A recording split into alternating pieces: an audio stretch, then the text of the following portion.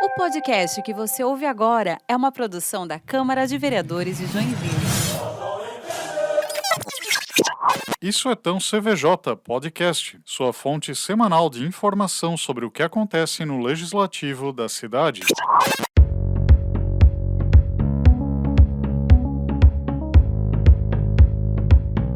Sejam muito bem-vindos ao Isso é Tão CVJ, o podcast da Câmara de Vereadores de Joinville. E a partir de agora, a equipe do jornalismo CVJ vai contar para você o que rolou na Câmara entre os dias 11 e 15 de julho de 2022. Eu sou o Sidney Azevedo e estão aqui comigo para a edição número 13 do podcast os jornalistas Jefferson dos Santos e Marina Bósio. Sejam bem-vindos. Boa tarde. Olá a todos. Também está aqui conosco a estagiária de jornalismo Jamie Schlinwein, que estreia no podcast. Seja bem-vinda. Olá, Sidney. Muito obrigada. E no Isso é Tão CVJ de hoje, nós vamos descobrir o que o histórico caminho indígena de Peabiru tem a ver com Joinville e saber como foi a ação de fiscalização dos vereadores sobre o atendimento da maternidade Darcy Vargas. Vamos nessa? Isso é Tão CVJ.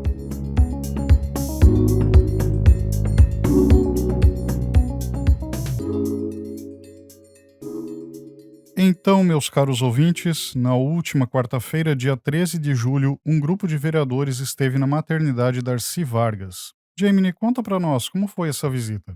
Pois é, Sidney. Os vereadores eles fizeram uma diligência na maternidade Darcy Vargas. Eles têm recebido muitas reclamações à demora e mau atendimento, nesta que é a única maternidade estadual de Joinville. E aí os vereadores se reuniram com a direção da maternidade nessa quarta, dia 13, para tentar entender o problema e, na medida do possível, intermediar essa solução. A gente conversou com os vereadores, o William Tonesi, que é o presidente da Comissão da Saúde, e ele nos traz os detalhes. Em função dessas denúncias, a gente foi então conversar com o hospital. Por quê? Porque o que a gente está vendo, o que a gente está escutando, é uma disparidade em termos de atendimento. Nós temos bons relatos, mas a gente tem também relatos muito ruins. Então, para mim, isso é indicador que alguma coisa no processo está falhando. A gente também ouviu o vereador Brandel Júnior. Ele tece alguns comentários sobre o atendimento na maternidade Darcy Vargas. Os funcionários da casa, todos, eles precisam passar por uma reciclagem no que tange ao atendimento, a empatia ao atendimento. A mulher, quando chega lá grávida, sensível daquele momento do parto ou da alegria que preenche ela de ter um filho naquele momento, ela está muito sensível. E muitas vezes, desde a parte da recepção até o próprio atendimento, ao próprio parto, eles estão sendo muito rude. Ou eles têm aquilo trabalhando todos os dias, aquilo vira meio costumeiro, mas tem que mudar, tem que ter empatia, tem que ter amor, tem que ter carinho. E eu acho que esse é o ponto mais crucial hoje. Quando eu atendo, quando eu sou reciclado para ter um melhor atendimento, até sugeri fazer o melhor acolher lá dentro, que vai desde a recepção até a hora que a pessoa vai para casa. Creio que isso a gente já vai mudar também, bastante. Outra preocupação minha é o estresse do servidor.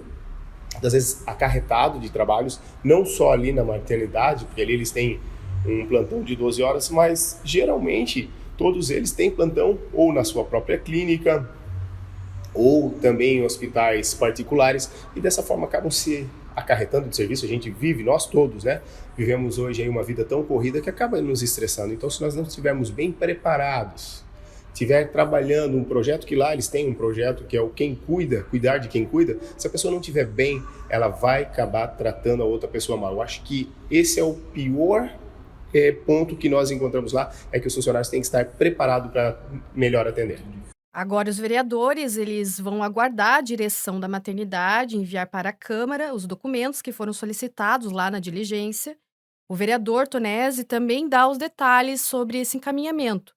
Vamos ouvi-lo novamente. Esse é o caminhamento. Então, nós vamos solicitar as informações e, a partir do que eles enviarem para nós, a gente vai fazer, então, a fiscalização, vai fazer o acompanhamento. O plano de trabalho é um dos documentos que a gente está solicitando. Em cima do plano de trabalho, nós vamos olhá-lo e, a partir daí, fazer a fiscalização. É isso, Sidney. Acho que também vale destacar que, com a diligência dessa semana na Darcy Vargas, os vereadores, em especial a Comissão de Saúde da Câmara, já esteve em todas as grandes unidades da saúde de Joinville neste ano, fazendo algum tipo de fiscalização ou intermediando algum tipo de pedido dos pacientes. Os vereadores já tiveram no hospital infantil, também por problemas no atendimento, no hospital regional, por conta das más condições físicas daquele local, no Hospital São José, eles foram conferir as denúncias de excesso de pacientes e a falta de funcionários. Dá para ver que eles estão em cima, fiscalizando e cobrando da prefeitura e do governo estadual um serviço de melhor qualidade. Fiscalização que é, de fato, um dos papéis dos vereadores em qualquer legislatura. E não apenas as mães e os bebês precisam de atendimento, mas também os animais. E o plenário aprovou recentemente um projeto de lei que vai afetar os atendimentos veterinários do Centro de Bem-Estar Animal. É isso mesmo, né, Marina? Exatamente, Sidney. O projeto de lei complementar número 40 de 2019 foi proposto pela vereadora Tânia Larson, do União Brasil. Essa proposta de lei responsabiliza os tutores de animais pelos custos dos atendimentos realizados pelo Centro de Bem-Estar Animal, o CBEA. E o que isso quer dizer? Quer dizer que sempre que um animal que tenha tutor venha precisar de algum atendimento de emergência, por exemplo, no CBEA, o tutor vai ter que posteriormente pagar os custos desse atendimento. Por que a vereadora propôs esse projeto de lei? Ela explica no áudio que vamos ouvir agora. Acompanhe e fiscalize os recursos e os atendimentos realizados pelo Centro do Bem-Estar Animal. Neste primeiro semestre, mais de R$1 milhão foram gastos com animais em via pública, a maioria vítimas de atropelamento, e também um grande número que tem tutores. A lei não é para prejudicar nenhum tutor, mas sim fazer com que haja mais responsabilidade, deixando seus animais seguros em suas residências para não onerar os cofres públicos, que a partir da lei sancionada pelo prefeito deverá ser pago pelo tutor.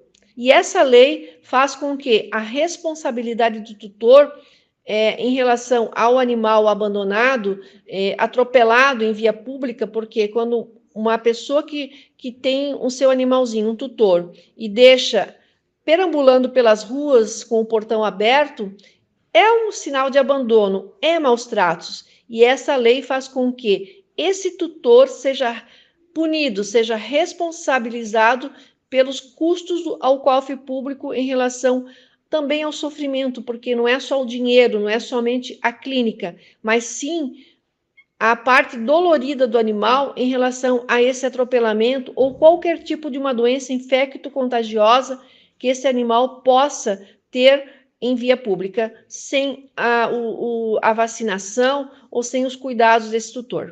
O projeto de lei permite a inscrição do débito em dívida ativa em caso de inadimplência, com as posteriores consequências legais. O texto prevê ainda que as associações de proteção animal e os voluntários não vão ser responsabilizados, mesmo quando elas foram as responsáveis pela castração, microchipagem ou doação desses animais, tendo em vista que isso não configura que as associações sejam as tutoras desses animais. O projeto de lei foi aprovado na quarta-feira, dia 13, no plenário da Câmara de Joinville. E antes, a proposta tramitou pelas comissões de Legislação, Urbanismo e Finanças. Na Comissão de Urbanismo, os vereadores fizeram, em abril desse ano, um grande debate sobre o assunto, com representantes da causa animal e da Secretaria de Meio Ambiente do município. Na ocasião, o coordenador do Centro de Bem-Estar Animal, Fábio Silvério, afirmou que com a atual legislação não há como cobrar um ressarcimento dos tutores pelos custos de procedimentos e cirurgias. E por isso que a vereadora propôs esse projeto de lei, né, para solucionar essa questão. O coordenador do CBEA disse ainda que, infelizmente, é comum o tutor se isentar da responsabilidade com os cuidados dos animais. Só para entender, Marina, isso são apenas os animais acidentados ou qualquer animal? Como é que funciona isso? Sabe explicar? Segundo o texto do projeto de lei, qualquer atendimento realizado pelo CBEA. A vereadora explicou que, em geral, isso acontece em acidentes, né? Por exemplo, o cãozinho foge aí do portão da casa, o portão fica aberto por algum motivo, o animal foge, é atropelado, Ela citou, inclusive, atropelamento como um desses atendimentos que mais gera esse tipo de questão. Enfim, é atendido pelo CEBE e, em geral, são atendimentos que são muito custosos, né? Porque precisam de cirurgia e tal. E aí, muitas vezes, os tutores acabam não ressarcindo aí o município pelo atendimento prestado. Perfeito. Ah, Jefferson? Eu cobri a sessão que os vereadores votaram esse projeto. A Tânia pediu a palavra, ela explicou que os tutores eles precisam ser responsáveis. Esse foi exatamente esse exemplo que a Marina citou que motivou ela a ter entrado com esse projeto. Ela fala que ter um animal, ser responsável por ele, é cuidá-lo e mantê-lo num local seguro também. Perfeito. Então agora nós vamos para o norte de Joinville, onde um antigo caminho indígena está alimentando o sonho de rotas turísticas. Fala para nós aí, Jefferson, o que é o caminho de Peabiru? Vamos lá, é um tema um pouco diferente do que a gente está habituado a cobrir aqui na Câmara, né? O que é, você perguntou, né?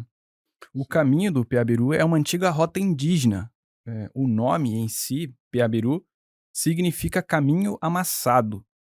Essa antiga trilha, ela tinha cerca de 3.000 quilômetros de extensão e existia já antes da chegada dos europeus aqui no continente. O caminho servia de uma espécie de ligação entre a antiga capital do Império Inca, na região de Cusco, no Peru, até o Oceano Atlântico. E aqui na chegada ao Oceano Atlântico, o caminho tinha alguns ramais na região do litoral de São Paulo e também aqui em Santa Catarina. Hoje sobrou muito pouco, ou quase nada dessa rota. Há vestígios dessa trilha aqui na região da Babitonga, na realidade mais especificamente na região dos Campos do Quiriri. Tudo isso que eu estou falando aqui eu não pesquisei, tá? Essas informações foram repassadas aqui na Comissão de Economia, na reunião da segunda-feira, dia 11, pelo pesquisador Ricardo Tiburtius. Ele que relatou essa presença desse trecho do caminho Peabiru nas proximidades do Monte Crista. Acho que fica mais precisamente na região de Garuva, né? Há trechos de trilha nessa região ali que preservam características do antigo caminho Peabiru. Vamos ouvir um trecho da fala do Ricardo. Eu creio que com a explicação dele vai ficar mais fácil a gente compreender um pouco desse tema. Aqui a posição estratégica no Monte Crista, né? Ele não está à toa ali o caminho. A gente pode ver Curitiba aqui assim, então de Curitiba rapidamente atravessava os campos de altitude, que é a região do Monte Crista, e acessava Joinville, Garuva, a Baía do Babitonga, e provavelmente o índio que estava aqui foi o Guarani com mentoria Inca. Essa é uma ideia que eu tenho e que a Cláudia Parelada, que me ajuda nessa mentoria, também tem essa visão, que os Incas estiveram aqui, mão de obra, mas mentoria Inca. Então, no Monte Crista, a gente encontra exatamente as mesmas características. Escadaria de pedra, calçadas de pedra, canaleta de drenagem, monumento megalítico, inscrição rupestre, largura aproximada do 1,80 m. Tudo isso tem no Monte Crista. O vereador Henrique Deckmann, do MDB, é autor de uma moção direcionada à Prefeitura de Joinville que pede o reconhecimento do roteiro turístico Caminho de Peabiru em Joinville, considerando a relevância na promoção do turismo em suas várias vertentes. Ele cita aqui a valorização cultural, histórica, gastronômica, ambiental, religiosa, científica, náutica, sustentável, de lazer e de negócios. Eu conversei com ele sobre esse assunto, vamos ouvir a explicação do vereador. O resultado, primeiramente, é fazer o registro para a Câmara de Vereadores, para o histórico da Câmara de Vereadores, para poder afirmar que aqui tem passado além daquilo que o vereador tem falado na tribuna. E é claro que a gente deseja o apoio dos colegas vereadores para poder incentivar com que esta trilha, com que estas caminhadas, essas escalações de montanha possam gerar turismo, possam gerar trabalho, renda, percurso, e que nós venhamos a saber mais ainda a respeito para até recomendar outros a fazerem aqui pela Babitonga, e aí, consequentemente, vai pegar os municípios ao redor da Babitonga, a Serra, que faz parte da Munesc, e assim poder incentivar essas pessoas a fazer um roteiro daqui, no mínimo Santa Catarina, Paraná, São Paulo, Mato Grosso e, se Deus permitir, até o Peru. E, Sidney, a defesa da preservação dos trechos do caminho do Peabiru como um fator turístico e econômico é uma pauta que está sendo defendida fora de Joinville também. Na Assembleia Legislativa do Estado, há um projeto de lei em análise, um projeto proposto pelo deputado estadual Fernando Krellin, também do MDB, e esse texto pretende criar uma rota turística do caminho do Peabiru no estado de Santa Catarina, abrangendo, além de Joinville, os municípios de Araquari, Balneário Barra do Sul, Barra Velha, Campo Alegre, Florianópolis, Garuva, Itapoá, Jaraguá do Sul, Laguna, Palhoça, Rio Negrinho, São Bento do Sul e São Francisco do Sul. Sim, Sidney. Você falou Laguna também? Laguna tá no projeto do Fernando Krellin também. Interessante, porque é bem distante, né? Em resumo, a região litorânea de Santa Catarina e mais alguns municípios do interior. E na Câmara dos Deputados, em Brasília, também há um projeto do deputado federal Rubens Bueno, do Cidadania do Paraná, que sugere reconhecer o caminho de Peabiru como uma manifestação da cultura nacional. Ele cita na justificativa do projeto que os índios Guarani foram seus maiores usuários, percorrendo o que hoje corresponde aos territórios dos estados de Santa Catarina, São Paulo, Paraná, Mato Grosso do Sul e também do Paraguai, Bolívia e Peru. Estamos falando aí de um caminho bem extenso e eu acho que nem todo mundo vai poder percorrer numa vida, né? Tem que ter um bom preparo físico para fazer esse trajeto. Com certeza. Enfim, falávamos aqui de um caminho por terra, mas rios também podem ser caminhos, né? As condições de ocupação de margem deles motivaram uma audiência pública da Comissão de Urbanismo nesta quinta-feira, dia 14, que terminou agora há pouco, né? Eu estava cobrindo essa reunião antes de virmos gravar o podcast. Essa reunião aconteceu porque o vereador Cassiano Ucker, do União Brasil, pediu a realização para debater as possibilidades de regularização de imóveis construídos de forma irregular em proximidades de margens de rios. Vale lembrar que, até abril deste ano, a legislação só permitia a ocupação das margens de rios até 30 metros. Com a tramitação e aprovação da Lei Complementar 601 de 2022, que foi originalmente proposta pela Prefeitura e aprovada pelos vereadores, essa distância foi reduzida para 15 metros em margens de cursos d'água entendidos como de macrodrenagem e para 5 metros em margens daqueles entendidos como de microdrenagem. Mas acontece que uma série de processos estão correndo na Justiça antes da aprovação da lei atual, que podem resultar em demolição de casas que estejam dentro desse limite de 30 metros. Uma possível solução levantada na reunião é a suspensão dos processos de demolição. Segundo a Procuradora-Geral do município, Cristiane Schramm Gusso, os processos judiciais estão suspensos pelo menos até o dia 31 de outubro deste ano em razão de uma normativa federal. Entretanto, existem alguns caminhos para a regularização. Ouça agora o secretário do Meio Ambiente de Joinville, Fábio Jovita, explicando quais são os passos para essa regularização. A equipe da secretaria, ela avalia o estudo apresentado para saber se ele foi apresentado de acordo com o nosso termo de referência. Nós fazemos, então, uma análise de requisitos formais. A partir do momento que esses requisitos são obedecidos, o PTC é conclusivo, a conclusão é pela aprovação e a gente envia ao CONDEMA para manifestação. O CONDEMA observa se foram obedecidos os requisitos formais e manifesta a sua orientação à aprovação ou não do estudo.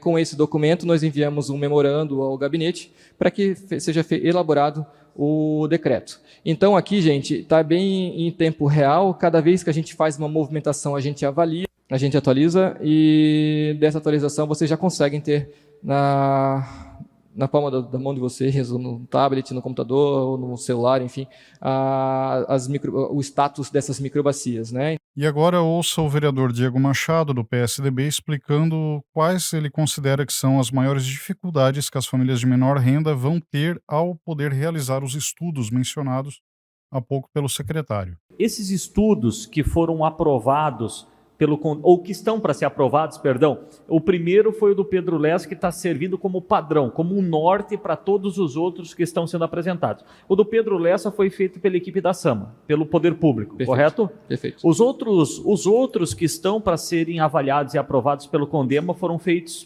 por particulares, perfeito, foram adotados. Correto? Perfeito. Todos esses outros que o senhor mostrou a lista ali também me parece que foram adotados por particulares. Perfeito. Então, assim, o meu questionamento, até para a gente entrar no tema que nós estamos discutindo, tema principal de hoje aqui, é que quem adotou e não estou desmerecendo aqui, isso não é um ponto negativo, né? É só uma análise, que quem adotou essa análise de microbacias geralmente são empreendedores, né? São pessoas que têm um poder aquisitivo para contratar e fazer um estudo dessas microbacias, né? E porque existe ali também um interesse de empreendimento, em muitas vezes, o que é ótimo, né? E nós apoiamos esse tipo de iniciativa, mas o que nos preocupa é quando que esses estudos socioambientais vão chegar naquelas áreas mais carentes, aonde as construtoras, aonde os empreendedores não têm um interesse econômico direto naquela área, né? Que geralmente é na periferia, e aonde estão hoje de forma predominante casos como esses que nós estamos discutindo hoje aqui, né? Porque assim, quem que vai adotar, por exemplo, para fazer um estudo socioambiental próximo da Vila do Oca, né? Quem que vai adotar para fazer um estudo socioambiental lá no extremo do Espinheiro, né? Quem que vai adotar? A tendência é que esses adotantes sejam da área central ou muito próximos do centro por uma questão de interesse futuro, de investimento e de construção. Apenas um desses estudos que foram mencionados foi realizado até o momento. Ele envolve uma microbacia da região da rua Pedro Lessa, no bairro Boa Vista. Esse foi feito efetivamente pela prefeitura, os demais estão sendo pagos por particulares, mas todos ainda em fase inicial, ainda sendo estudados, né, pela Secretaria de Meio Ambiente naquele processo mencionado pelo secretário. Por esse motivo, os vereadores e a Defensoria Pública pediram agora, nessa audiência, que os estudos feitos pela Prefeitura daqui para frente se concentrem principalmente nas regiões em que houver maior possibilidade de demolição.